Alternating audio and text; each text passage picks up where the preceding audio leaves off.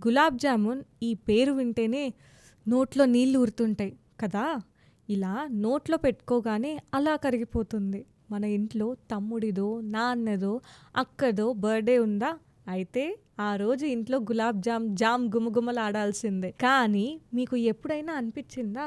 ఆ గులాబ్ జామ్‌కు ఆ పేరు ఎలా వచ్చిందని?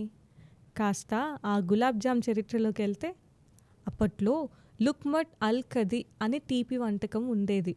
మొఘల్ రాజులు మన భారతదేశానికి వచ్చినప్పుడు వాస్తుశిల్పంతో పాటు ఈ వంటకాన్ని కూడా తీసుకొచ్చారు.